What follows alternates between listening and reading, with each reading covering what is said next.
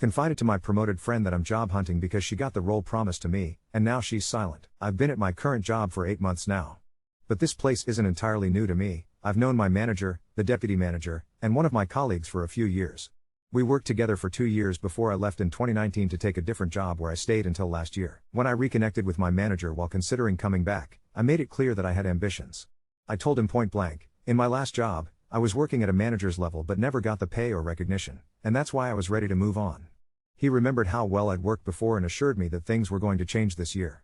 There'd be restructuring as people left or retired, and he said, remembering my work ethic, that I'd certainly be in the running for a senior or managerial role. So here I am, 8 months in, having passed probation and really put my all into the job. There's someone else from my last workplace who joined too, a colleague, she's 36, I worked with for a couple of years. We're actually good friends, and I know her husband from way back. It was me who pushed her to apply for a job here and put in a good word, because honestly, she's brilliant at what she does. She picks things up fast, is super proficient, and hasn't put a foot wrong since she started in May. I've been training her myself. Of course, it's typical, I left my last place because they kept refusing to promote anyone, insisting they didn't need a new manager. Then, barely after I handed in my notice, they gave her a promotion and a pay rise to try to keep her. I took the high road and moved on. Last week, I was off for annual leave. Coming back on Monday, my manager calls me into a meeting before I've even had a full cup of coffee. He wanted to tell me privately before word got out, a restructure's finally happening, and they're creating a supervisor role. But it wasn't for me. My colleague, my friend, is the one who's been offered the job. He saw I was gutted. I asked straight up why her, not me? He told me, in so many words, that as good as I am, she's just better suited to a management role. She has qualities they want in a manager and, having technically been a senior in her previous role, it looks better to the higher-ups. He tried to soften the blow, told me I'm an amazing employee, probably the most reliable on the team, technically the most proficient. But then said he didn't think I had the qualities to be a manager. After that, his words just faded into background noise. He made the announcement and everyone was all smiles, congratulating her, celebrating the big news. I kept my mouth shut and stayed quiet. Later, I messaged her, trying to make light of it the way we usually joke. Thanks a lot for nicking my job, mate, really appreciate it. She replied, all apologetic and sympathetic, no, I'm so sorry, I feel so bad. How do you feel? I told her straight, I'm probably going to start looking for another job. I just don't think I can stay after this. She tried to convince me not to go, asked if it was because of her. I said yes, basically. I'm done, she begged me, please don't, I'll need you now more than ever. I told her she'd be fine, just don't follow me to my next job and steal my promotion again, mate. Tried to keep it light, but the conversation just ended. She left me on read. For the rest of the week, I've done the bare minimum, especially while working from home. I updated my CV and started applying for new jobs. She's tried to talk to me. Others have too. But honestly, I just want out. I'm not sure I can keep working there with things the way they are. Update 1. I'll admit it up front, yeah, I probably was a bit unprofessional. But honestly, one of the main reasons I accepted this job in the first place was because I'd been so burnt at my last one. They promised promotion over and over, it never happened, and I flat out told my new manager that's why I was leaving. He specifically said I'd be considered for a senior role here. So now, here I am, having trained this colleague of mine not once but twice, and suddenly, I'm supposed to report to her. She calls the shots, tells me what to do. This isn't a new pattern in my life. Every time someone who I trained gets promoted over me, it always goes sideways. The new manager always turns unbearable, let the power get to their head and start treating me like dirt. Tuesday rolls around, and my manager pulls me aside for a meeting. He told me people had told him I seemed down, off my game, and wanted to check in on me after our last meeting. I didn't hold back. I told him straight, I feel hurt. If I'd known this was how it was going to play out, I never would have left my last company, and I definitely wouldn't have brought my old colleague in. He told me it wasn't personal, it was a professional decision. Then he started giving me feedback. Apparently, she's calm under pressure and doesn't make little mistakes when stressed like I do. She doesn't take criticism personally or get upset when people are angry with her, things I clearly need to work on, according to him. And then came the part that really annoyed me, I should support her and learn from her. I bit my tongue, but inside, that rankled. I know I could develop those skills, and I'm not convinced she's somehow better than me just because of them. Apparently, since her last role was senior on paper, it was easier for him to sell her as manager to his bosses. He told me again that I'm an amazing asset, the best worker in the team, that my technical and legislative knowledge are unparalleled, and that my data analysis skills are very powerful. The reports I create? His bosses noticed them and still talk to him about this custom one I did soon after joining. But, as he put it, just because I'm not a manager doesn't mean I'm any less important. I just looked at him, thinking, that's all well and good, but none of that is going to give me the pay rise I want, or the satisfaction of hitting my own professional goals. He then goes into this spiel about maybe management isn't all it's cracked up to be. Maybe I should look at a technical route, get a level 4 technical qualification, develop my skills even further, and become the technician of the team. The expert everyone goes to. He said hardly anyone goes that route, but I absolutely should, help drive procedural changes for the whole department.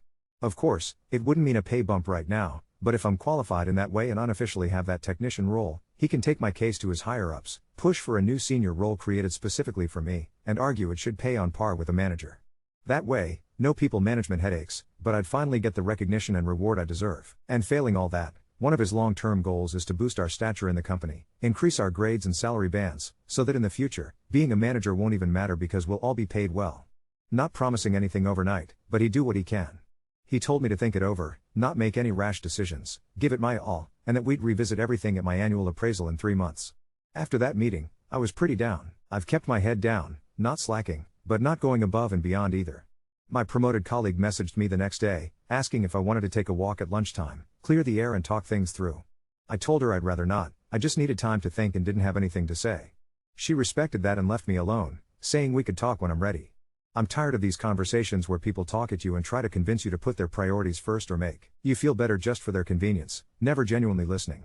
Sometimes, I just want to sit with my own thoughts, without all the noise. I've started sending my CV out, just to see what's out there. Pretty quickly, an old client from my last job got in touch, asking if I'd be interested in chatting about a senior role at their company in my field. We had a Teams call earlier, it went well. They'll let me know soon if it's going to a formal interview. Update 2, I didn't land that job I was hoping for. One of my old client contacts called to let me know they've decided to try filling the gap with their existing staff for the time being, just to see how things go. He made a point of telling me they thought I was great and exactly the type of person they'd want to recruit if they ever decided to bring someone in, reassured me they'd keep my CV and details on file, and said that if something comes up within the next 6 to 12 months, I'd be the first person they'd call for an interview. Honestly, I don't buy it for a second, sounds like pure nonsense. If I ever do hear from them again, I'll eat my own arse. In the meantime, I've kept up with applying for jobs. There was one role a recruitment agent contacted me about, which looked pretty promising at first. But, as usual with recruitment agents in the UK, they came back later saying I wasn't selected, but they'd keep my details and be in touch if something suitable pops up, blah blah blah. Everything else I've seen is either a pay cut, or if the salary seems decent, the job is located so far away it's just not realistic to commute. Still, I'm keeping my eyes open but being very selective about what I apply for. At work, I've basically checked out. I'm doing the bare minimum now because I've just had enough, I don't want to be here anymore. This week, I stuck to my contracted hours, getting in on time, leaving on time, taking my full lunch break, and not eating at my desk. People keep asking if I'm alright. I just tell them I'm fine. Others have noticed I'm not dropping my usual dad jokes lately, and when they ask, I just say I don't have any. Our department's deputy manager just got back from holiday on Monday and was talking to the team about this work experience student who's coming in next month. The plan, apparently, was for her to sit with me, shadow me, and for me to train her. I told the deputy manager straight up that I wasn't up for it and that she should get someone else. She asked why, and I just told her to talk to our manager or the recently promoted colleague about why. She went quiet, and I haven't heard anything since. Manager's been working from home so I haven't seen him, either. We've been dealing with all this new work because of the restructuring, including this procedure we're going to have to implement. Some people on my team were discussing how to handle it, including the promoted colleague.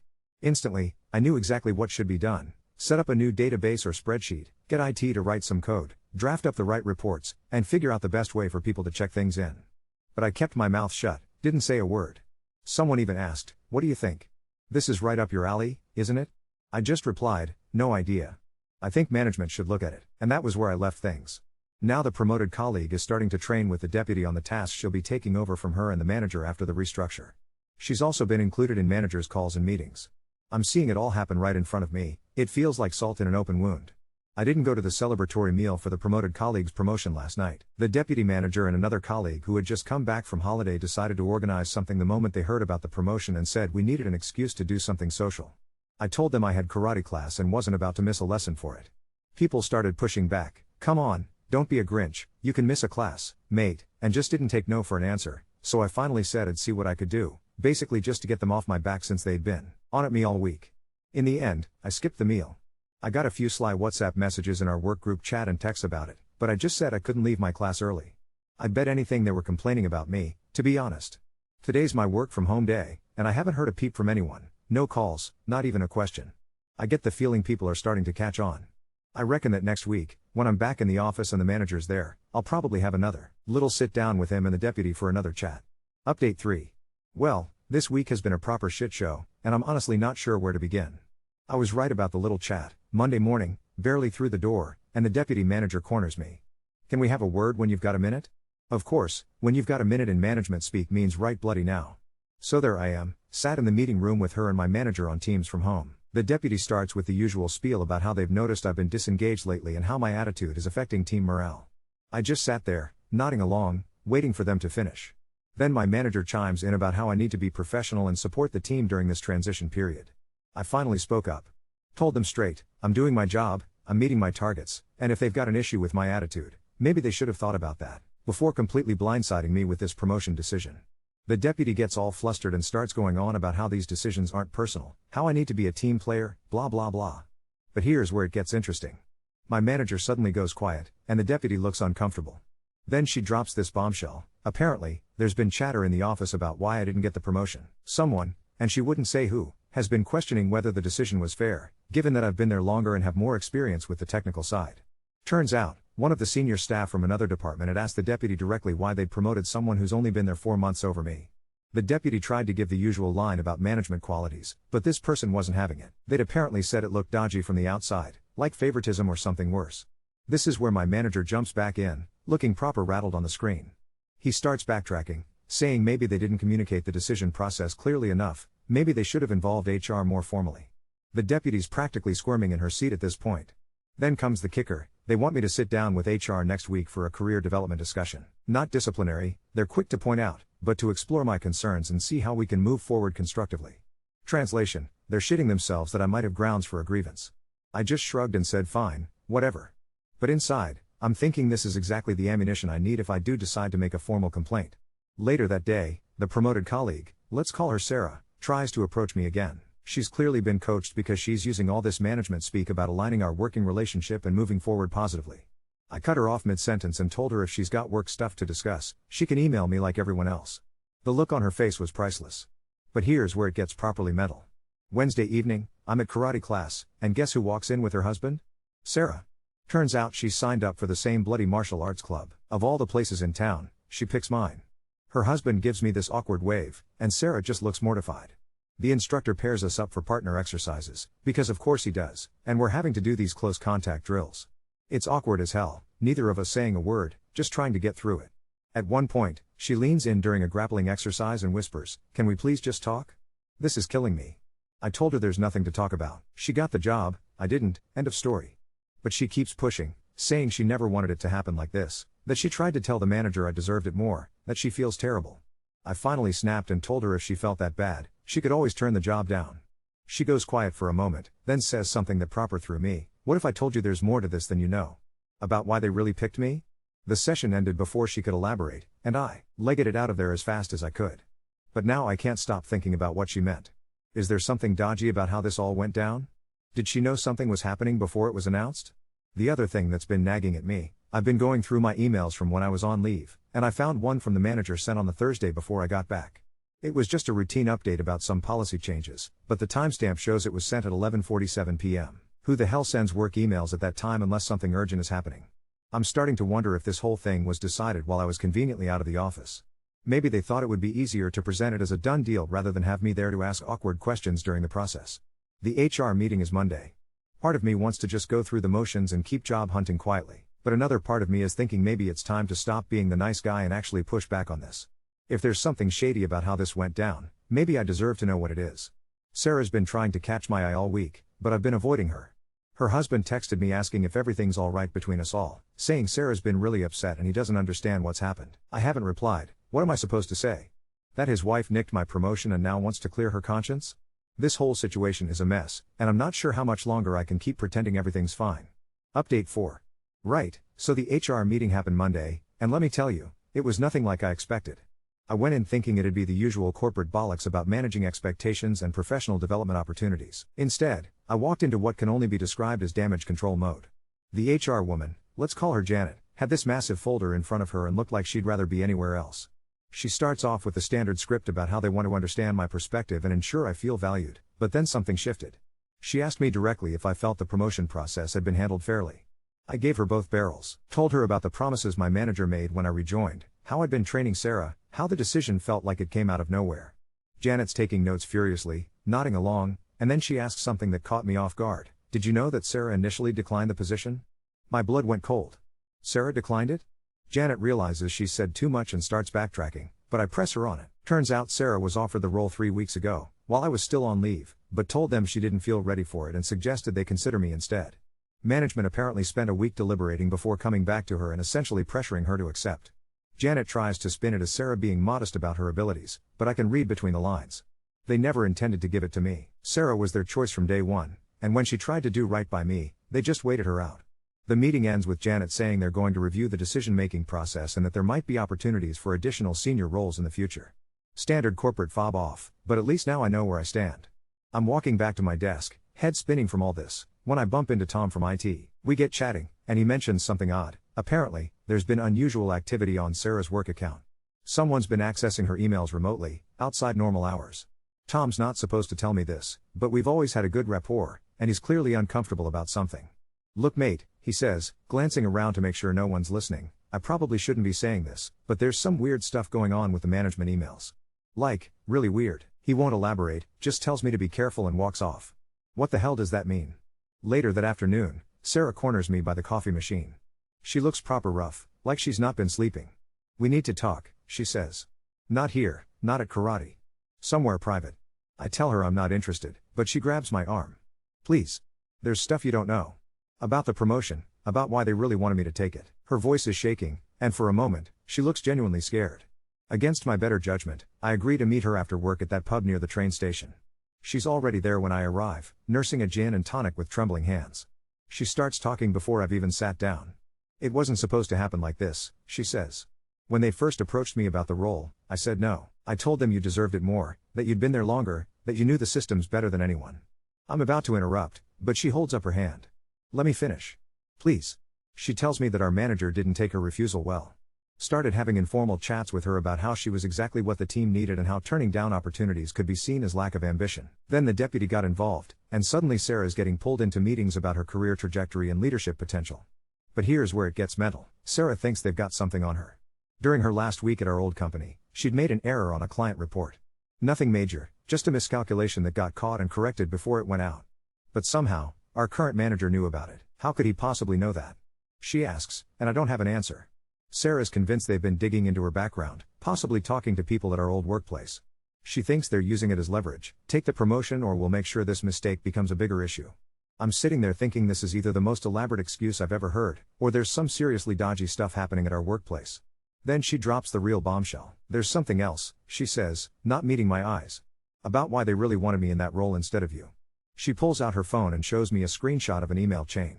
It's between our manager and someone from HR, but not Janet, someone higher up. The subject line reads, staffing concerns, confidential. The email is mostly redacted in the screenshot, but I can make out a few lines. Potential attitude issues, previous workplace feedback suggests. May not be suitable for client-facing responsibilities. My stomach drops. They've been investigating me too. Sarah sees my face and reaches across the table. I'm so sorry. I should have told you sooner, but I didn't know how. They made me sign a confidentiality agreement about the recruitment process. I ask her how she got hold of the email, and she goes quiet for a long moment. Then she tells me she's been having an affair with the deputy manager. The words hit me like a brick to the face. Sarah, married Sarah, whose husband I've known for years, has been shagging our deputy manager for the past 6 months. It started when I first joined, she says, tears starting to flow. She was mentoring me, helping me settle in, and one thing led to another. I tried to end it multiple times, but she kept saying it would hurt my career prospects if I wasn't committed to building strong working relationships. The deputy manager, Janet's been using the affair to manipulate Sarah into taking the promotion. Told her that if she refused, she'd make sure everyone knew about their relationship, including Sarah's husband. I'm sat there trying to process all of this. My best mate's wife is cheating on him with our deputy manager, who's been manipulating her into taking a promotion that should have been mine, while our manager has been digging up dirt on both of us to justify his decisions. Sarah's still talking, saying she wants to come clean about everything, that she can't stand the guilt anymore. But I'm barely listening because my phone's buzzing with texts. It's from Sarah's husband. Mate, can you give me a call? Something's not right with Sarah. She's been acting weird for months, and I think something's happened at work. You're the only one who might know what's going on. I look up at Sarah, who's noticed my phone and has gone white as a sheet. He knows, doesn't he? She whispers. I don't answer. I just get up and walk out of the pub, leaving her sitting there. My head spinning as I walk to the station. This has gone from a simple workplace grievance to something much bigger and messier. And now I'm right in the middle of it, with Sarah's husband asking questions I can't answer without destroying his marriage. The worst part? I still don't have my promotion, and now I know they never intended to give it to me in the first place. I need to figure out what to do next, because this whole situation is about to explode, and when it does, everyone's going to get caught in the blast. Update 5. Christ, where do I even start with this week? Everything's gone completely mental, and I'm honestly not sure if I should laugh or cry at this point. So after that bombshell conversation with Sarah at the pub, I spent the entire night staring at the ceiling, trying to figure out what to do about her husband's text. In the end, I decided to call him Tuesday morning before work. Figured if I was going to ruin someone's life, might as well get it over with early. Mark answers on the first ring, sounds like he's been up all night too. Mate, thank God you called. I don't know what's going on, but Sarah's been a complete mess. She came home Monday night crying, locked herself in the bathroom for 2 hours, won't tell me what's wrong. I'm standing there in my kitchen, coffee getting cold, trying to find the words. How do you tell your mate his wife's been shagging your boss? In the end, I bottled it. Told him Sarah was having a rough time at work, that there'd been some politics around the promotion, and maybe he should just give her some space. That's the thing though, Mark says, she keeps talking about quitting, says she can't stand working there anymore. But we need her salary, especially with the mortgage. I just don't get what's changed so suddenly. The guilt was eating me alive, but I managed to get off the phone without saying anything I couldn't take back. Figured Sarah should be the one to tell him, not me. Got to work Tuesday, and it's like walking into a bloody minefield. Sarah's not in, apparently called in sick, and the deputy manager looks like she's been hit by a truck. She keeps glancing at Sarah's empty desk and jumping every time her phone buzzes. Around lunchtime, I get a message from Sarah, please don't say anything to Mark. I'm going to tell him everything tonight. I just need to figure out how. But here's where it gets properly mad. Wednesday morning, I'm at my desk when this woman I don't recognize walks in, asking for the deputy manager. Turns out, it's the deputy's wife. Apparently, someone sent her screenshots of text messages between her wife and Sarah, explicit ones. The shouting match that followed could probably be heard 3 floors up. The deputy's wife is screaming about lies and betrayal, the deputy's trying to calm her down, and everyone's just standing there gawking. Security had to escort the wife out, and the deputy disappeared into the manager's office for the rest of the day. Later, Tom from IT sidles up to my desk looking proper shifty. Remember what I said about weird email activity? He whispers, well, someone's been forwarding messages from multiple accounts to external addresses. And yesterday, someone accessed the deputy's personal messages from an admin account. I'm starting to piece this together, and it's not looking good for anyone involved. Thursday arrives, and Sarah finally drags herself back to work looking like death warmed over. She can barely make eye contact with anyone, keeps her head down, doesn't say a word. The deputy manager's also back, but she looks like she'd rather be anywhere else. The atmosphere in the office is thick enough to cut with a knife. Then, around 3 p.m., my manager calls me into his office. He's sweating bullets and can barely look me in the eye. Right, he says, we need to talk about your situation. Turns out, everything's about to come crashing down. The deputy manager's wife has gone straight to the CEO with evidence of the affair, claiming it's created a hostile work environment and demanding a full investigation. HR are now involved, not just our Janet, but people from head office. Look, my manager continues, between you and me, this whole promotion business might need to be reconsidered.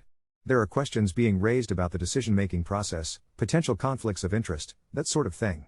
I just sit there, watching him squirm.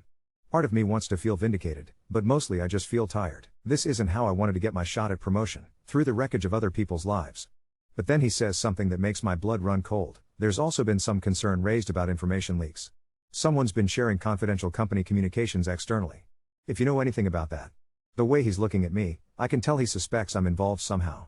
And technically, I suppose I am. Sarah did show me that screenshot at the pub. I tell him I don't know anything about any leaks, which is mostly true. He doesn't look convinced but lets me go. Friday rolls around, and it's like a ghost town. Sarah's off again. This time Mark texted me saying she'd finally told him everything and he'd thrown her out of the house. She's staying with her sister now, apparently. The deputy manager is also mysteriously absent. I'm sat at my desk, trying to focus on actual work for once, when Janet from HR appears like a bloody specter. We need another chat, she says, and this time there's no pretending it's friendly. Turns out, they found out about my pub meeting with Sarah. Someone, and I've got a pretty good idea who, has told them that Sarah showed me confidential company information. They're treating it as a potential breach of data protection policies. Look, Janet says, leaning forward, we know you're not the villain here. But you've been caught up in something that's got very serious implications. The company's considering pressing charges against whoever's been leaking information. I'm starting to realize I might need a solicitor. But here's the kicker, as I'm leaving Janet's office, feeling like my world's about to implode, I bump into our cleaner, Mrs. Patterson. She's been here for about 20 years, sees everything, says nothing. Usually. Shame about all this business, she says quietly, glancing around to make sure no one's listening. Though I can't say I'm surprised. Been going on longer than people think, all this carry on. I ask her what she means, and she gives me this look. That deputy manager of yours? She's done this before. Different company, same story. Girl I know used to work with her at her last place, same pattern. Affair with a subordinate, promotion promises, whole thing blew up when the husband found out. My stomach drops. This isn't some isolated incident of workplace romance gone wrong. This is a bloody pattern. Mrs. Patterson pats my shoulder. You seem like a decent lad. My advice? Get yourself out of here before it gets worse. Because trust me, love, it's going to get much worse. As I'm driving home, my phone's going mental with messages.